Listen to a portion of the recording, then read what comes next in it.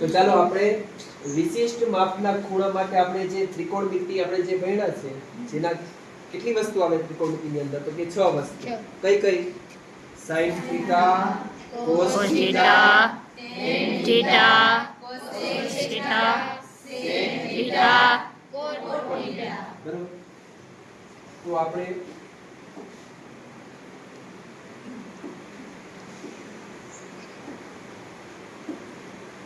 આપણે વાત કરી હતી કે કાટકોણ ત્રિકોણ છે ABC એની અંદર B છે એ કયો ખૂણો છે કાટખૂણો અને ધારો કે અહીંયા C જે છે એ કઈ ખૂણો બને છે શું બને છે ખૂણો તો ખૂણો જે છે એ આપણે ધોરણ 10 ની અંદર આપણે કેટલા ખૂણાની વાત કરવાની છે તો 5 ખૂણા કયા કયા 5 0 30 45 60 90 તો આપણે આના મૂલ્યની જરૂર પડે હા કે ના હા તો એના માટે આપણે એક કોષ્ટક બનાવશું શું બનાવશું કોષ્ટક બધાનું ધ્યાન ક્યાં કોષ્ટક ચલો તો આપણે ખબર છે કે આ sin theta cos theta tan cosec sec અને cot તો હવે આપણે વ્યસ્ત ભણ્યા હતા sin નો વ્યસ્ત કોણ છે cosec cos નો વ્યસ્ત કોણ છે sec tan નો વ્યસ્ત કોણ છે cot. અને આપણી પાસે કેટલા મૂલ્ય છે 0 30, 45, 60, 90. તો સૌથી પહેલા આપણે શું કરવાનું આખું કોષ્ટક યાદ રાખવું છે તો સૌથી પહેલા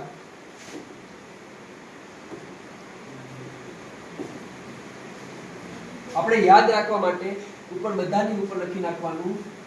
0 1 2 3 અને 4 સૌથી પહેલા લખી નાખ્યા પછી બધાના છેદમાં મૂકી દેવાના કેટલા 4 કેટલા મૂકશું 4 આ ખાલી આપણે યાદ રાખવા માટે છે અને બધાને પહેરાવી દેવાની ટોપી શું પહેરાવી દેવાની ટોપી એટલે કે વર્ગમૂળ હવે આપણે સૌથી પહેલા કેની વાત કરશું sin થીટા બરોબર તો sin થીટા ની વાત કરીએ આપણે તો કે સૌથી પહેલા અહીંયા કેટલા છે 0 નો કયો ખૂણો છે 0 અંશ તો સૌથી પહેલા આપણે જોઈએ 0 ના છેદમાં કેટલા આપેલા છે 4 તો 0 ના છેદમાં કોઈ પણ સંખ્યા હોય તો જવાબ કેવો આવે 0 એનો મતલબ થયો કે sin 0 કેટલો આવશે 0 કેટલો આવશે 0. હવે અહીંયા કેટલા છે 1 ના છેદમાં 4 તો 1 નું વર્ગમૂળ કેટલું નીકળે 1. તો ઉપર કેટલા લખશું 1 હવે 4 નું વર્ગમૂળ 2 કેટલા આવશે 2. તો નીચે કેટલા લખના 2 સમજાય છે હા. ચાલો હવે ઉપર 2 છે નીચે કેટલા છે 4 આપણે ખબર છે કે અહીંયા 2 હોય નીચે 4 હોય તો 2 દુ 4 તો અહીં નીચે કેટલા બચશે 2 ઉપર 1 તો આને શું લખી શકાય 1 નું વર્ગમૂળ 1 અને વર્ગમૂળ 2 જે છે એનું કઈ નીકળે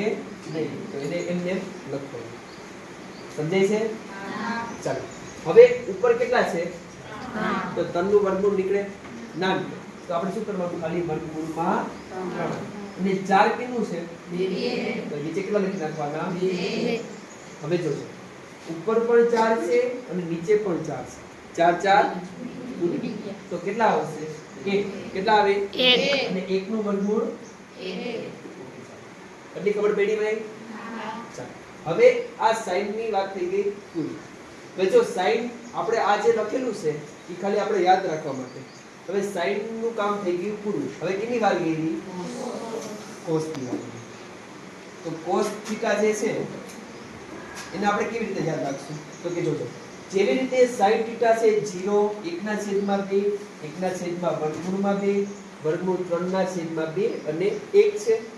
તો હવે શું કરશું cos થીટા ને આપણે ઊંધેથી ચાલુ કરશું અહીંયા 1 છે તો અહીંયા સૌથી પહેલા અહીંયા આપણે શું લખશું 1 અહીંયા વર્ગમૂળ 3 ના છેદમાં 2 છે તો અહીંયા શું લખશું વર્ગમૂળ 3 ના છેદમાં 2 અહીંયા 1 ના છેદમાં વર્ગમૂળ 2 છે તો અહીંયા શું લખશું 1 ના છેદમાં વર્ગમૂળ 2 1 ના છેદમાં 2 છે તો અહીંયા શું લખશું 1 ના છેદમાં 2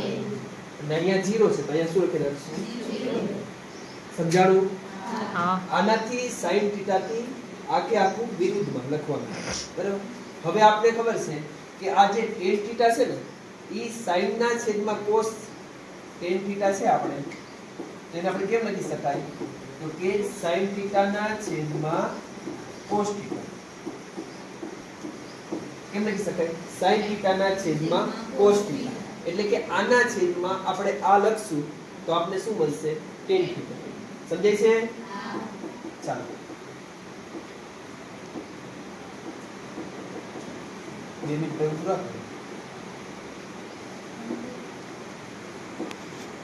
કરો ચાલો તો હવે આ tan જે છે એ કેટલો વ્યસ્ત છે તો આપણે જોઈએ તો કે tan છે એને આપણે શું લખી શકાય sin ના છેદમાં cos તો 0 ના છેદમાં કોઈ પણ સંખ્યા લખીએ તો જવાબ કેવો આવે 0 તો અહીંયા કેટલા આવશે આપણે 0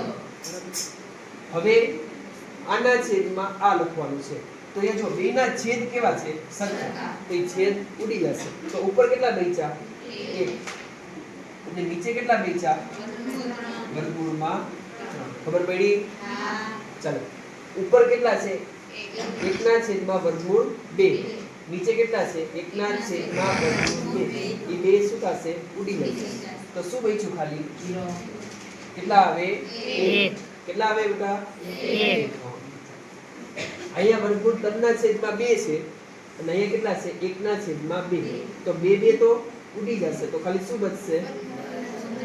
વર્ગમૂળ 3 ના છેદમાં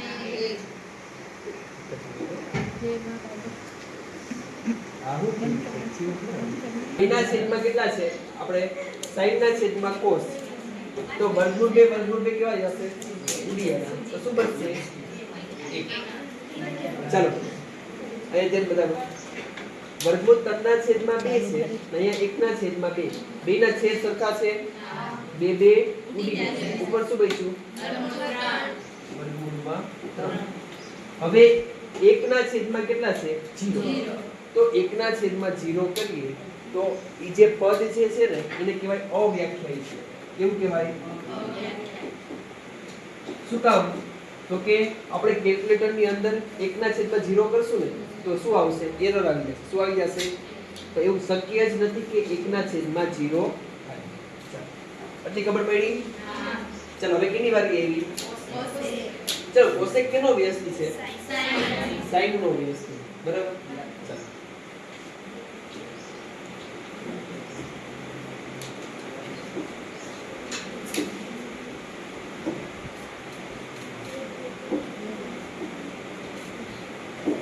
તો હવે જે સાઈડ નું જે કિંમત છે એને ઉલટાવી નાખવાનું શું કરી નાખવાની ઉલટાવી ચાલો 0 છે 0 ક્યારે આવે તો કે એના છેદમાં કઈ હશે બરાબર તો અહીંયા આપણે જોયું કે 1 ના છેદમાં 0 હોય તો આપણે શું લખ્યું અવ્યાખ્યાયિત તો 0 ના છેદમાં કોઈ પણ સંખ્યા હોય તો પણ શું આવે અવ્યાખ્યાયિત ચાલો આનું ઊંધું કરી નાખો 1 ના છેદમાં 2 નું ઊંધું શું થશે 2 ના છેદમાં 1 છેદમાં 1 છેદમાં 1 ના લખીએ તો ચાલો આનું ઊંધું શું થશે વર્ગમૂળ 2 ના છેદમાં 1 1 ના લખીએ તો ચાલો વર્ગમૂળ 3 ના છેદમાં 2 એનું ઊંધું શું થશે 2 ના છેદમાં વર્ગમૂળ 3 અને 1 નું ઊંધું શું થાય 1 ખબર પડી ભાઈ હા ચાલો હવે કેની વારી આવી sec થીટા sec થીટામાં જોઈએ તો sec કેનો વ્યસ્ત છે cos નો તો આનું જે ઊંધું આવશે અહીંયા ચલો 1 નો ઊંધું શું થાય 1 બરાબર હવે આનું ઊંધું કરીએ વર્ગમૂળ 3 ના છેદમાં 2 છે તો શું લખશું આપણે 2 ના છેદમાં તેને ઉલટાવી નાખીએ તો શું થઈ જશે વર્ગમૂળ ચાલો 1 ના છેદમાં 2 છે એને ઉલટું કરી નાખીએ તો શું થઈ જશે 2 ચાલો હવે અહીંયા જોયું તમે અહીંયા 0 છે તો 0 નું ઉલટાવી નાખીએ તો એ પદ કેવું કહેવાય અવ્યાખ્યાયિત તો અહીંયા પર શું લખશું સમજાઈ ગયું ચાલો હવે સૌથી છેલ્લે હવે કેની વારી આવી કોટની ચાલો તો કોટની અંદર જોઈએ તો કોટ કેનો વ્યસ્ત છે 10 ચાલો અહીંયા પાછું શું આવ્યું 0 તો 0 ને ઉલટાવી નાખીએ તો કયું પદ થઈ જાય અવ્યાખ્યાયિત ચાલો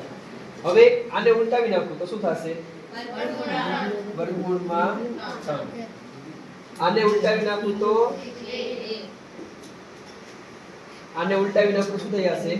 1/વર્ગમૂળ 3. આના છેદમાં કાંઈ નથી તો જેના છેદમાં કાંઈ ના હોય ત્યાં શું હોય? 1. તો આનું શું થશે? 1/વર્ગમૂળ 3. હવે જો અવ્યાખ્યાયિત પદ જે છે ને એને ઉલટાવીએ ને તો જવાબ આવે શું? 0. શું આવે? 0. ચાલો તો અહીંયા આપણું કોષ્ટક જે છે અહીંયા પૂરું થયું. બરાબર? સમજાઈ ગયું? sin નો વ્યસ્ત કોણ છે? cosec. cos નો વ્યસ્ત sec. tan નો cot.